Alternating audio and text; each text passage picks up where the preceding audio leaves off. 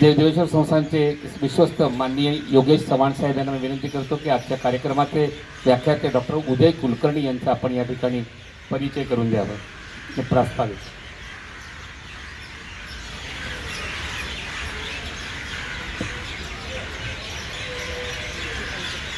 नमस्कार. नमस्कार. हॅलो.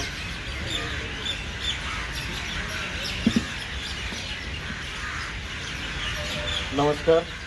मी योगेश चव्हाण विश्वस्त श्री देवदेवेश्वर संस्थाच्या वतीने आपलं परत एकदा स्वागत करतो. तसंच मी आपले आजचे सुपरिचित वक्ते surgeon commander doctor Shri Uday Kulkarni यांचे पण स्वागत करतो. आज आपण इथे छत्रपती थोरले शाहू महाराज सातारा यांच्या 272व्या पुण्यतिथीनिमित्त आपण इथे जमलो आहोत. आपल्याला लाभलेले आज जे व्यक्ती आहेत श्री उदय कुलकर्णी हे पुण्यातील आर्म फोर्स मेडिकल कॉलेजमधून डॉक्टर झाल्यानंतर त्यांनी मुंबई येथून पोस्ट ग्रॅज्युएशन पूर्ण केलं. पोस्ट ग्रॅज्युएशन पूर्ण केल्यानंतर त्यांनी इंडियन नेव्ही जॉईन केलं. इंडियन नेव्हीमध्ये जॉईन काम करून ते सर्जन कमांडर या पदावरून ते निवृत्त झाले आहेत. निवृत्त झाल्यानंतर त्यांनी पुण्यात त्यांची सर्जरीची प्रॅक्टिस सुरू ठेवली आणि त्याच वेळेला त्यांनी कम्युनिकेशन अँड जर्नलिझममधलं शिक्षण पण पूर्ण केलेलं आहे. गेल्या 9 वर्षात त्यांनी मराठी आणि इंग्रजी भाषेमध्ये 18व्या शतकातील इतिहासातील सत्य घटनांवर बरीच पुस्तकं लिहिली आहेत. बरीच इंग्रजी आणि मराठी पुस्तके लिहिली आहेत. त्यातली काही नावं अशी आहेत: solstice at Panipat, bakhar of Panipat आणि इरा ऑफ बाजीराव. आणि याच्या अनेक आवृत्त्या आत्तापर्यंत निघाल्या आहेत. त्यांनी अजून एक वेगळा उपक्रम केला. यांनी 2019 साली प्रसिद्ध चित्रकार जेम्स वेल्स यांनी काढलेली चित्रे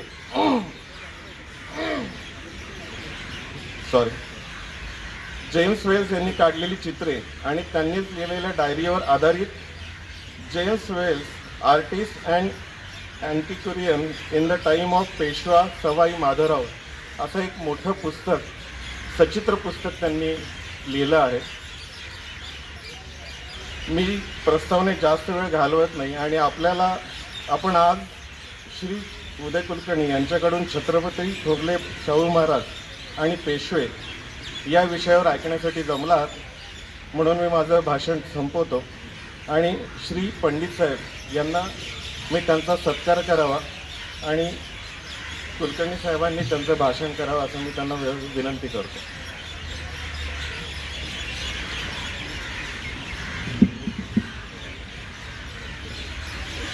संस्थानचे प्रमुख विश्वस्त माननीय श्री सुधीर पंडितजी यांच्या हस्ते डॉक्टर उदय कुलकर्णी यांचा सत्कार या ठिकाणी करण्यात येत आहे. शाल, श्रीफळ आणि प्रतिमा भेट देऊन या ठिकाणी सत्कार येतो. आत्ता कुलकर्णी साहेबांना पर्वतीवर अर्बन स्केचेस ऑफ पुणे म्हणून एक ग्रुप आहे. त्यांनी काही काढलेली चित्र आहेत. त्यातल्या एका चित्राची फ्रेम त्यांना दिलेली आहे. मी डॉक्टर उदय कुलकर्णी यांना आमंत्रित करतो त्यांच्या भाषणासाठी.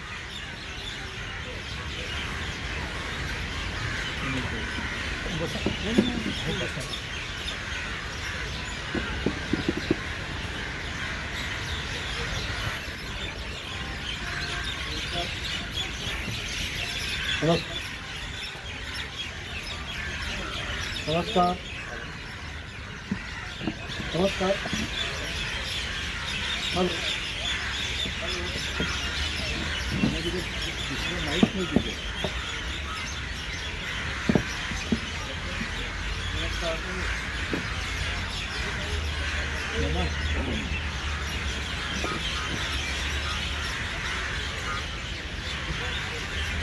दुसरं माहीत नाही.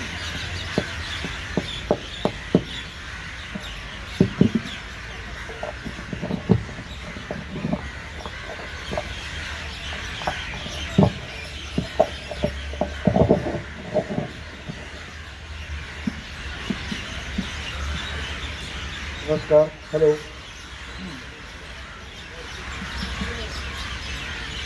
आपल्या सर्वांचे ऐकू येतं? हॅलो. हां. आपल्या सर्वांचे स्वागत आहे. आज विषय आहे छत्रपती शाहू महाराज आणि पेशवे.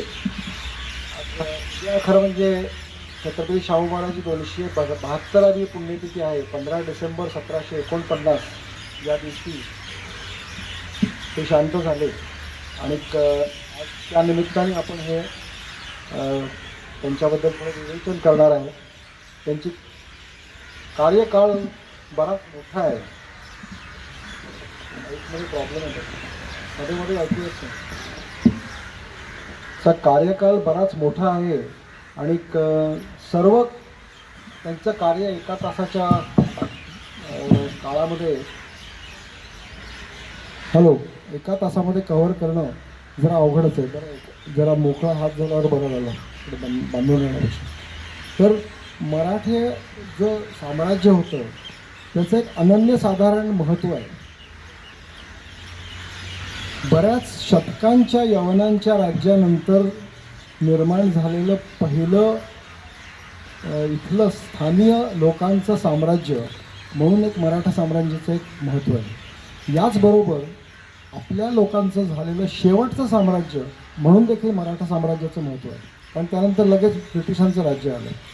आज आपण मागे वळून जे इतिहासात बघतो आणि त्याबद्दल आपण जो अभिमान बाळगतो आणि आपली मान ताठ होते, याचं कारण हे जे 175 वर्षाचा काळ झाला, 1646 पासून अंदाजे 1818पर्यंत पावणे 200 वर्ष जे काळ आहे, हा काळ अतिशय आपल्या भारताच्या इतिहासामध्ये त्याचं भयंकर अतिशय महत्त्व आहे. आणि 1646 पासून शिवाजी महाराजांनी ज्या स्वराज्याला सुरुवात केली त्याची हळूहळू त्यांचे मुद्रा आहे त्या मुद्रेप्रमाणेच ती वाढ होत गेली आणि ते शाहू महाराजांच्या मृत्यूपर्यंत त्या साम्राज्याची अशी वाढ कशी होत गेली हे आपण थोडक्यात उलगडणार आहोत. 1777 साली शिवाजी महाराज दक्षिणेत दिग्विजय करायला गेले आणि त्यावेळेला त्यांनी जिंजीचा किल्ला काबीज केलाच, पण तो खूप भक्कम करून ठेवला. या जणू काही पुढे येणाऱ्या काळाचे काही संकेत होते असं आपण म्हणू शकतो. आणि ते आपण बघू कसं पुढे घडत गेली घटना सगळ्या त्या. 1682 साली जेव्हा शाहूराजांचा जन्म झाला त्याच वर्षी औरंगजेब बादशाह दक्षिणेत उतरला आणि या युद्धाच्या धुमश्चक्रीत जणू काही पहिली 7 वर्ष या राजपुत्राची रायगड किल्ल्यावर गेलेली आपल्याला आढळतात. आणि 7 वर्षाच्या अवघ्या वयाचे असताना वडिलांचा छत्रपती संभाजी महाराजांचा क्रूर पद्धतीने या बादशहाने औरंगजेबाने जी हत्या केली आणि त्याच्यानंतर लगेच रायगडाला जो वेढा पडला आणि त्या वेढ्यामध्ये रायगड किल्ला तर पडलाच, पण सबंध छत्रपतींचा कुटुंब कबिला जो होता तोही मोगलांच्या ताब्यात त्या कैदेमध्ये गेला आणि त्याच्यानंतर ही कैद अनेक वर्ष पुढे चालू राहिली. तर शाहू महाराजांचं चरित्र आपण एक 4-5 भागामध्ये विभागू शकतो. त्यातला पहिला भाग हे बालपण आपण आता बघितलं 7 वर्षाचा 1689 सालापर्यंत. 1689 साली रायगड पडल्यानंतर औरंगजेबाच्या तुरुंगात पुढील 18 वर्ष हा दुसरा पर्व आहे शाहू महाराजांच्या चरित्रातलं. आणि त्या काळामध्ये त्यांचं अतिशय खडतर असं जीवन गेलं, कारण स्वतःच्या आयुष्याची सुद्धा काही भरोसा नव्हता. कुठल्या क्षणी ह्या बादशहाचं मन फिरेल आणि आपल्या जीवावर हा उठेल. कारण शेवटी शाहू महाराजांना तुरुंगात ठेवण्याचा पर्पज हाच होता की त्यांना कुठल्याही मराठ्यांशी जे निगोसिएशन्स होतील त्याच्यामध्ये त्यांना एक प्यादं वापरायचं हा त्याच्या मागचा उद्देश होता. आणि त्यामुळे त्यांना 18 वर्ष औरंगजेबाच्या गुलाल बार म्हणून जे छावणीतला एक भाग होता त्या भागात येसूबाई राणीसाहेब आणि शाहू महाराज यांना त्या 18 वर्ष काढावी लागली. तुम्ही विचार करा, 7 वर्षाच्या वयात एक राजपुत्र जेव्हा एक कैदेत जातो एका मोगल बादशहाच्या औरंगजेबासारख्या आणि वयाच्या 25 वर्षापर्यंत तो त्या छावणीमध्ये गुलाल बारमध्ये राहतो, तेव्हा त्याचं ह्या 18 वर्षाच्या अतिशय संवेदनशील काळामध्ये त्याच्यावर काय परिणाम झाले असतील. म्हणजे जीवाची तर भरोसा नाहीच, पण आपला धर्म तरी टिकतो का नाही त्याची पदोपदी त्यांना धास्ती असायची. आणि यातून अशी संकटं आली देखील की त्यांना औरंगजेबाने धर्म बदलण्यासाठी हे करण्याचा प्रयत्न केला. परंतु त्यावेळेला येसुबाई साहेब होत्या आणि औरंगजेबाची पातशाही होती जेबुलनिसा यांच्या मदतीने ते त्यांना टाळता आलं. पण ह्या सगळ्या काळामध्ये एक प्रचंड युद्ध महाराष्ट्रभर चाललेलं होतं, अगदी दक्षिणेत जिंजीपर्यंत चाललं होतं. आणि या युद्धाचा सगळा जो परिणाम होता हे सर्व शाहू महाराज आपल्या डोळ्यांनी त्या छावणीतून बघत होते. दर 6 महिने वर्षांनी छावणी बदलायची, नवीन ठिकाणी जायची आणि ह्या सगळ्या धावपळीचं त्यांचं जीवन गेलं. युद्धाचा प्रत्यक्ष त्यांना अनुभव असा मिळालाच नाही. जे एका राजपुत्राचं एक वेगळ्या पद्धतीने संगोपन व्हायला पाहिजे होतं त्या पद्धतीचं संगोपन त्यांचं होऊ शकलं नाही. ह्या काळामध्ये जे मराठी वीर त्यावेळेला लढत होते मोगलांच्या अतिक्रमणाविरुद्ध, त्यात प्रामुख्याने छत्रपती राजाराम महाराजांना जिंजीला जावं लागलं कारण रायगड पडला होता. त्यांच्याबरोबर त्यांचे प्रतिनिधी होते, प्रल्हाद मोरारजी होते. महाराष्ट्रात राहून रामचंद्रपंत अमात्य, त्यांच्याबरोबर शंकराजी नारायण सचिव ह्या सगळ्यांनी युद्धामध्ये पुढाकार घेतला होता. संताजी सेनापती संताजी घोरपडे, धनाजी जाधवराव यांनी पुढे म्हणजे मोगल एखादा आपला घोड्याला जर पाण्याजवळ घेऊन गेला तर त्यात तुला संताजी धनाजी दिसतात काय असं पाणी प्यायला घाबरल्यावर विचारत असेल. इतकी धास्ती त्या संताजी धनाजीच्या मोगल सैन्याला पडली होती. आणि 1677 साली शिवाजी महाराजांनी जिंजी किल्ला जो घेतला आणि बळकट केला तो 1682 पासून 1698 ही 16 वर्ष औरंगजेबाला दक्षिणेत राहूनसुद्धा काबीज करता आला नाही. त्यावरून त्या किल्ल्याचं महत्त्व किती होतं आणि त्या किल्ल्यामुळे राजाराम महाराजांना 8 वर्ष त्या वेढ्याला तोंड देता आलं. आणि त्यावेळेला किल्ल्यावर जरी छत्रपती होते तरी खाली मैदानामध्ये संताजी धनाजी यांनी मोगल सैन्याला सळोकी पळो करून सोडलं होतं. अशी ही धामधुमीची अशी ही वर्ष गेली 1698पर्यंत. आणि 1698मध्ये जेव्हा जुल्फिकार खानच्या मागे औरंगजेबाने फारच तगादा लावला की तू अजून कसा काय जिंजीचा किल्ला घेतला नाहीस, तेव्हा काहीतरी आपापसात एक निगोसिएशन्स करून राजाराम महाराजांना महाराष्ट्रात परत येता आलं आणि जिंजीचा किल्ला मोगलांच्याकडे सुपूर्द झाला. राजाराम महाराज महाराष्ट्रात आले, त्याच्यानंतर आणखीन 2 वर्ष ते मोगलांशी लढले. त्यांचं तसं बघितलं तर खूप लवकर तरुण वयातच शिवमोग्यावर मृत्यू झाला. तिकडे त्यांची समाधी पण आहे. आणि त्यांच्यानंतर औरंगजेबाला पहिल्यांदा जेव्हा संभाजी महाराजांची हत्या केली तेव्हा त्यांना वाटलं की आता आपल्याला जसं बिजापूर आणि गोळकोंड्याचा आपण खालसा केला तसा मराठा राज्याचा खालसा झाला असेल. जेव्हा राजाराम महाराज मरण पावले तेव्हाही त्यांना वाटलं की आता तरी मराठा साम्राज्य संपलं असेल. पण त्याच्यानंतर ताराराणींनी हा लढा पुढे चालूच ठेवला आणि 1700 ते 1707 हा लढा ताराराणींच्या मार्गदर्शनाखाली मराठी सैनिक लढत होते. तेव्हा हा पूर्ण 25 वर्षाचा लढा 1682 ते 1707 हा सबंध वेळ शाहू महाराज हे मोगलांच्या गुलालबार ह्या औरंगजेबाच्या छावणीत आपल्याला आढळतात. आणि त्यावेळेला त्यांच्या भोवती सगळीकडे महाराष्ट्रभर दक्षिणेत जिंजीपासून ते तापी नदीपर्यंत नाशिक वगैरे सर्व ठिकाणी प्रचंड एक महायुद्ध चाललं आहे. हा संबंध जो रिजन होता हा पूर्ण निर्मल म्हणजे त्याच्यात भस्म झाल्यासारखं होतं. मोठा दुष्काळ पडलेला होता, लोकांचे हाल झाले, अनेक लाखो लोक त्यात मारले गेले ह्या 25 वर्षाच्या काळामध्ये. आणि ह्या 25 वर्षाच्या काळामध्ये जे एक ज्याला आपण मोमेंटम म्हणू, जे एक प्रकारची एक ताकद निर्माण झाली मराठीशाहीमध्ये, ती ताकद 1707मध्ये जेव्हा औरंगजेब अहमदनगरला मृत्यू पावला, 25 वर्षापूर्वी तो दिल्ली सोडून महाराष्ट्रात आला आणि परत जिवंतपणे काय त्यांनी आपलं राजधानी परत तो बघू शकला नाही. त्याला इथल्याच जमिनीमध्ये शेवटी आपला देह सोडून जावं लागलं. आणि त्याच्यानंतर मात्र मोगलांची एक पिछेहाट सुरू झाली उत्तरेकडे, कारण लगेच त्यांच्या पुढच्या मुलांचे आपापसात कोण पुढचा बादशाह होणार. तिकडून काबूलवरून बहादूरशाह आला, दक्षिणेकडून आझमशाह गेला, कामबख्श बिजापूरला गेला आणि या सगळ्यांची तिघांमध्ये पुढचा बादशाह कोण याचं युद्ध सुरू झालं. आणि आझमशाह जो उत्तरेकडे सरकायला लागला तो शाहू महाराजांना इथून बरोबर घेऊन जायला लागला.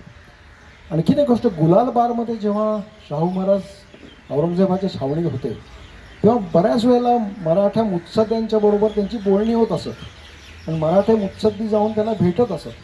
तर ह्याच्यामध्ये शक्यता आहे की खंडो बल्लाळ चिटणीस म्हणा, बाळाजी विश्वनाथ म्हणा, यांची तेव्हा केव्हा तरी त्यांची भेट झाली असावी आणि त्यांची एकमेकाला ते ओळखत होते की असे हे खरे वारस जे गादीचे आहेत संभाजी महाराजांचे पुत्र शाहू महाराज हे औरंगजेबाच्या छावणीत आहेत, पण एक दिवस हे सुटून येतील आणि ते परत आपलं कारभार सांभाळतील ही एक आशा त्यांना तेव्हापासून होती.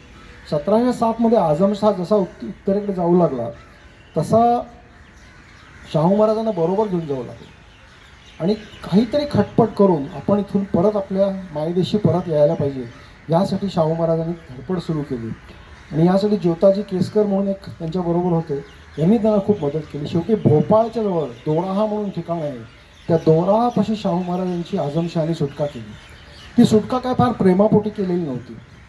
त्याला माहीत होतं की दक्षिणेमध्ये आता मराठ्यांवर वचक काही राहिला नाही, कारण सर्व मोगल सत्ता उत्तरेकडे गेलेली आहे आणि त्यांच्यामध्ये एक प्रकारे भांडण लावून द्यायचं, एक दुफळी त्यांच्यामध्ये निर्माण करायची, ह्या उद्देशाने शाहू महाराजांनी त्यांनी सोडलं. जसे जसे शाहू महाराज दक्षिणेकडे यायला लागले त्यांना येऊन अनेक लोक भेटायला लागली, येऊन त्यांना मिळायला लागली. नागपूरचे परसोजी भोसले जवळजवळ पहिल्या लोकांपैकी त्यांना येऊन भेटलेल्यांपैकी आहेत. असे करत जसे ते दक्षिणेला आले तसे त्यांना माणसं भेटत गेली आणि ते एक एक गावं घेत घेत घेत भीमेच्या तिरेपर्यंत पोचले. आता याचा परिणाम इथे जे ताराराणींचं राज्य होतं त्याच्यावर काय झाला? स्वाभाविकपणे 25 वर्षाचं जे हे युद्ध लढलेलं होतं त्या लढाईमध्ये ताराराणींचा आणि राजाराम महाराजांचा मोठा वाटा होता आणि त्यांचं स्वाभाविक असं म्हणणं होतं की आपलाही इथे राज्यावर हक्क आहे आणि शाहू महाराजांचंही म्हणणं होतं की ज्येष्ठ भावाचा मुलगा या नात्याने माझंही इथे आणि मी सुद्धा कैदेत 18 वर्ष होतो, मीही त्याच्यात बरेच हालापेष्टा भोगलेल्या आहेत, तो माझंही तेवढंच इथे राज्यपदावर येण्याचे हक्क आहे. तेव्हा ह्या दोन विचारसरणीच्या मधून दोन भाग स्वाभाविकपणे मराठेशाहीमध्ये पडले आणि बऱ्याच लोकांचं असं म्हणणं होतं की हे खरे राजे आहेत, हे खरे वारसदार आहेत आणि त्यामुळे खेडच्या तिकडे जेव्हा ताराराणींचं सैन्य पोचलं तेव्हा त्यांच्या बाजूनी जे काही काही दिग्गज होते, उदाहरणार्थ धनाजी जाधवराव हे सेनापती होते, खंडो बल्लाळ चिटणीस, बाळाजी विश्वनाथ, ह्या सगळ्यांनी खेडला बाजू बदलून ते शाहू महाराजांच्या पक्षात गेले आणि फक्त प्रतिनिधी फक्त राहिले जे ताराराणींच्या पक्षात होते. त्यांचा पराभव झाला आणि त्यांची पिछेहाट झाली. लवकरच काही दिवसांमध्ये सातारचा किल्लासुद्धा शाहू महाराजांच्या ताब्यात आला. जानेवारी 1708 साली त्यांचा तिकडे छत्रपतीपदी राज्याभिषेक झाला आणि तेव्हापासून सर्वात प्रदीर्घ काळ राज्य करणारा छत्रपती हे शाहू महाराजांचे पुढची जी त्यांच्या आयुष्यातलं नवीन जे पट उघडतं, नवीन जे दालन एक उघडतं हे 1708पासून सुरू होतं. जरी 1708मध्ये छत्रपतीपद साताऱ्याला त्यांना मिळालं तरी त्यांचे व्यक्तिमत्व असं होतं की त्यांच्यात एक उदारपणा होता आणि ताराराणीला त्यांना सांगितलं की तुम्ही कोल्हापूरला राज्य करा, पूर्ण संपुष्टात आणण्याचा प्रयत्न केला आहे. त्यावेळेला सैनिकीदृष्ट्या त्यांची बाजू वरचढ होती, पण त्यांनी 2 भाग राज्याचे कबूल केले आणि आपल्या काकूंना तिकडे राज्य करण्याची अनुमती दिली. परंतु एक दुफळी जी माजली मराठेशाहीमध्ये ती काही तेवढ्यांनी शमली नाही. आता ह्या काळामध्ये खंडो बल्लाळ, बाळाजी विश्वनाथ हे जे शाहू महाराजांच्या बाजूने आले यांचे थोडासा आपण बाळाजी विश्वनाथांचा थोडा पूर्व इतिहास बघूया, कारण आजचा विषय हे दोघांच्या संबंधांवर सुद्धा अवलंबून आहे. बाळाजी विश्वनाथांचा पहिला आपल्याला उल्लेख आढळतो कागदपत्रांमध्ये. आप्पासाहेब पवारांनी 1940 साली एक लंडनला कागद सापडला होता त्यांना आणि त्या कागदामध्ये एक मराठी पत्र त्याचा इंग्रजी अनुवाद त्यांना सापडला होता आणि त्या अनुवादामध्ये रामचंद्र पत्त अमात्यांनी प्रल्हाद निराजी आणि छत्रपती राजाराम साहेबांना जिंजीला पत्र लिहिलं होतं आणि त्या पत्रामध्ये त्यांनी असा एक उल्लेख केला आहे की जेव्हा संभाजी महाराजांना पकडून नेलं तेव्हा त्यांना सोडवण्यासाठी मी सैन्य पाठवलं होतं आणि त्या सैन्यामध्ये बाळाजी विश्वनाथ होते.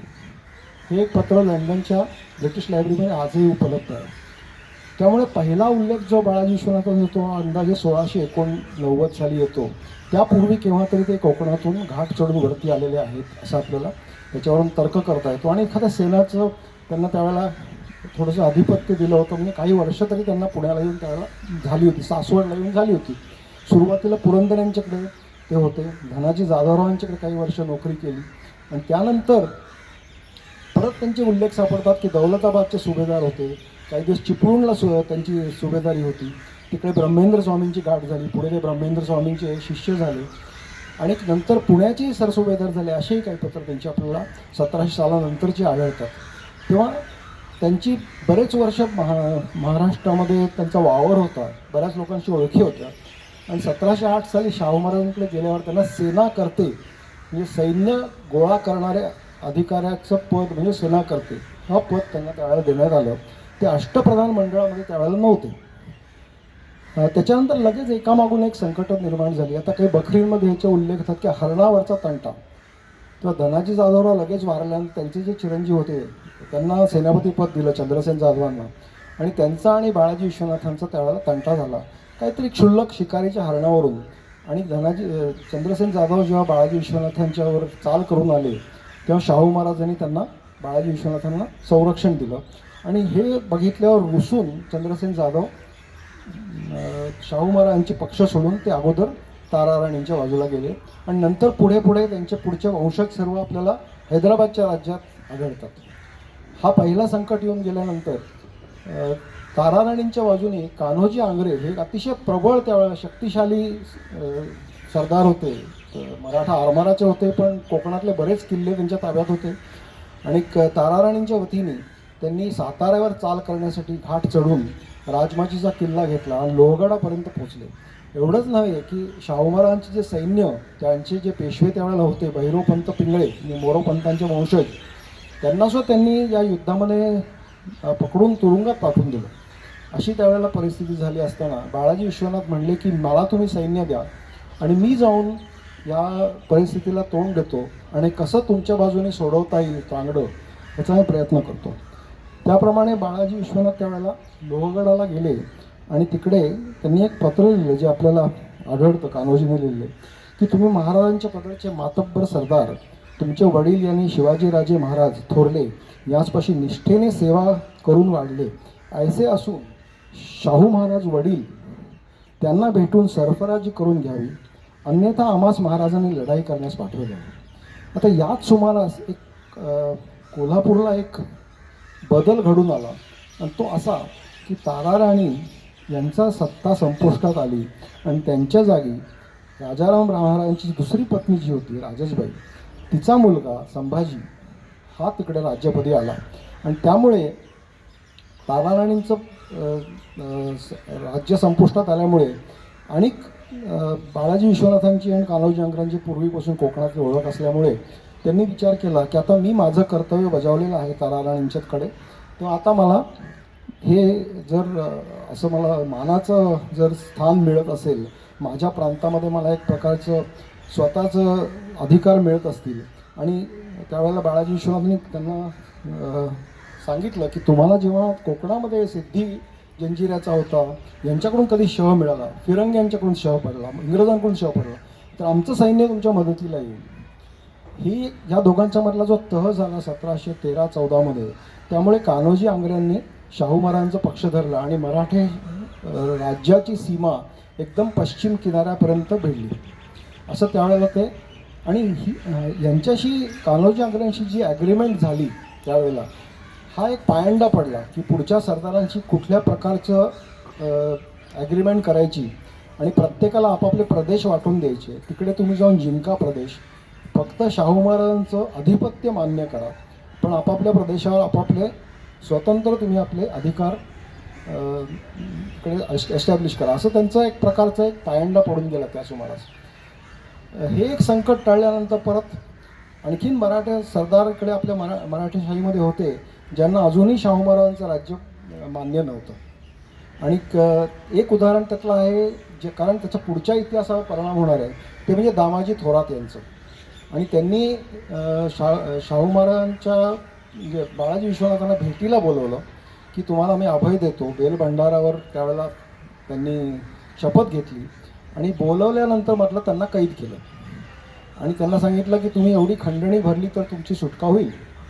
त्याप्रमाणे बाळाजी विश्वनाथांनी शाहू महाराजांना सांगितलं आणि शाहू महाराजांनी खंडणी देऊन त्यांची सुटका केली. आता पुरंदरच्या पायथ्याशी एक हिंगणगाव नावाची एक गडी होती आणि त्या गडीला भक्कम गडी असल्यामुळे त्याच्यावर सैन्य काही हल्ला करून ती काबीज करू शकत नव्हती. तेव्हा शंकराजी मल्हार म्हणून एक राजाराम महाराजांच्या काळातले एक अधिकारी होते, जे मोगलांचा दक्षिणेतला जो सुभेदार होता हुसेन अली त्याच्याकडे नोकरीला होते. आणि त्या शंकराजी मल्हारच्या थ्रू त्यांनी मोगलांचा तोफखाना इकडे मागवून घेतला. त्या तोफखान्याच्या मदतीने ती हिंगणगावची गढी पूर्ण नेस्तनाबूत करून दामाजी थोरातांना तुरुंगात टाकलं. ही पहिली कॉन्टॅक्ट मोगलांशी मराठेशाहीचा आपल्याला झालेला दिसतो. आणि त्यानंतर हुसेन अली जो होता दक्षिणेचा, त्याचं आणि दिल्लीच्या बादशाचं वाकडं झालं, फरुख शहाचं. आणि त्या वाकडं झाल्यामुळे त्याला वाटलं की आपल्याला आता मराठ्यांची मदत घ्यायची वेळ आली आहे. आणि त्यांनी त्यावेळेला मराठ्यांची मदत घेतली. शाहू महाराजांकडे अर्ज केला की मला तुम्ही 15,000 मराठा सैन्य द्या, मला दिल्लीला जायचं आहे आणि तिकडे बादशाह बदलायचा आहे. आणि त्या बदलीत शाहू महाराजांनी त्यांना सांगितलं की आम्ही तुम्हाला सैन्य देतो, त्याचा खर्च नर्मदेच्या उत्तरे गेल्यावर सर्व तुम्ही करा, पण याच्या बदल्यात आम्हाला तुम्ही दक्षिणेचे 6.5 सुबे आहेत, त्यांची चौथाई सरदेशमुखी आणि स्वराज्य आमचं, हे आम्हाला तुम्ही त्याचा अधिकार द्या बादशाहकडून. याशिवाय जे येसुबाई साहेब होत्या आणि इतर कुटुंब कबिला छत्रपतींचा होता, तोही उत्तरेकडे दिल्लीला अजूनपर्यंत तुरुंगात होता. त्याला जवळजवळ 30 वर्ष होत आली. ती 1689 पासून 1719 पर्यंत. 1719च्या फेब्रुवारीमध्ये शेवटी हे सगळं सैन्य दिल्लीला पोचलं आणि दिल्लीला फरुख सियारचा पदावरून, वजीर पदावरून काढून टाकून त्याच्या जागी फरुख सियारला बादशाह पदावरून काढून त्याच्या जागी दुसरा बादशाह नेमण्यात आला. आणि त्या दुसऱ्या बादशाहकडून या 3 सनदा, स्वराज्य, सरदेशमुखी आणि चौथाई दक्षिणेच्या मराठेशाहीला मिळाल्या. आणि ह्या 3 सनदांच्या आधारावर पुढची 100-150 वर्ष मराठ्यांनी दक्षिणेवर आपला हक्क सर्व इतर जे सत्ताधीश होते यांच्यावर सांगितला.